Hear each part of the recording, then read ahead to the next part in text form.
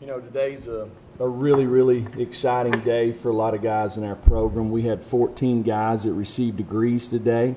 You know, Matt, I'm going to say their names because I'm proud of them. Matt Ballard, Marquez Calloway, Andrew Craig, Carlin Films Ames, Jarrett Garantano, Jawan Jennings, Brandon Johnson, Brandon Kennedy, Landon Knoll, Riley Lovingood, Darrell Taylor, and Marcus Tatum. And we had two guys that it was their master's degree in Brandon Kennedy and Riley Lovingood. So it's a exciting time for them and their families. It's the most important thing that you'll ever do when you go to college.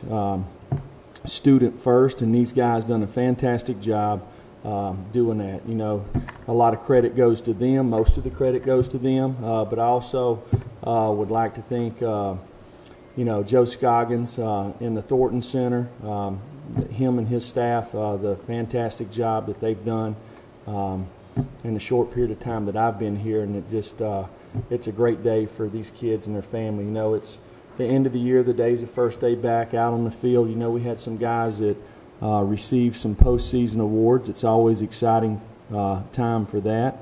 Had some guys that were invited to some all-star games. So really lots of positives going on. And today was our first day out at practice. So kind of back to the basics, the fundamentals. You know, so it's a great opportunity for everybody to kind of go back and start from ground zero. And that's something that we started with today. We'll continue to do that over the course of the next 3 or 4 days before we start working on Indiana. So I'll take any questions. Steve? Just housekeeping. Has anybody expressed to you that they don't plan to play in the bowl game? Anybody preparing for the draft? Any that type of thing? No. Blake? Jeremy, I was wondering if we could get an update on Brandon Kennedy's knee and what his outlook is for the bowl game. Yeah, he had a little procedure done after the Vanderbilt game, and you know, he didn't practice today, and he won't practice for the next probably 10 days. You know, I'm sure it'll be in 10 more days we'll look at him and see if Doc thinks that he's ready to play or ready to practice. We'll see where he's at. If he's not, he won't play. So it'll be a couple of weeks before we know anything. Is Carvin the only main other option at center, or do you have some other guys? No, Riley Locklear has played center.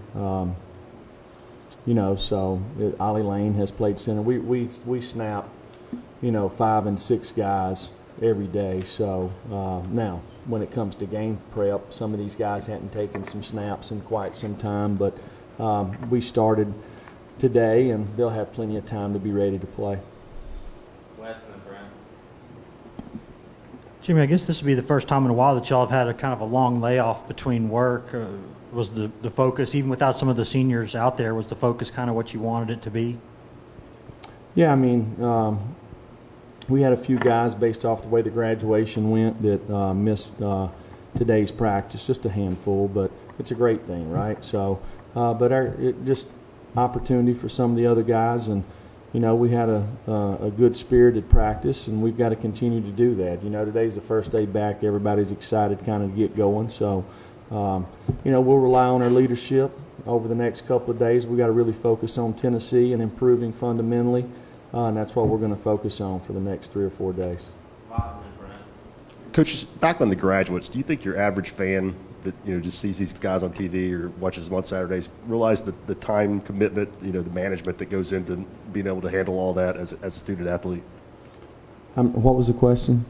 Can you just speak to the time, you know, how tough it is to be a student athlete? Most fans, I don't think, probably get just the time, the commitment, the time management that goes into taking care of your business as a football player and somebody that, you know, can get to school. Well, obviously there's a 20-hour rule, right? They're going to spend 20 more hours over here, and I'm sure a lot of these guys, when you talk about you know, treatment and lots of these guys do extra, right? So they come to college for 2 things: get a degree and improve and be the best football player they can possibly be. So they pour a lot of time into that. So you know, and I think it's a credit to all these guys who have performed on the field and off the field.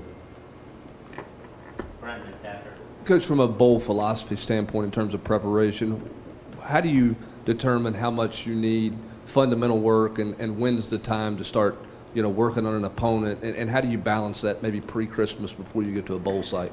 Right. So we'll spend the first 5 days just focusing on us. We'll go back like camp practice or spring practice, whatever you want to call it, and just kind of go back and go through our initial 5-day install and get back to kind of the basics and get everybody lots of opportunity. We won't even start working on our opponent until the 6th practice. We'll start mixing something in there. So, but first 5 days we got is really, really focus on us. Patrick and then Jordan. Jeremy, how beneficial can these practices be for certain players?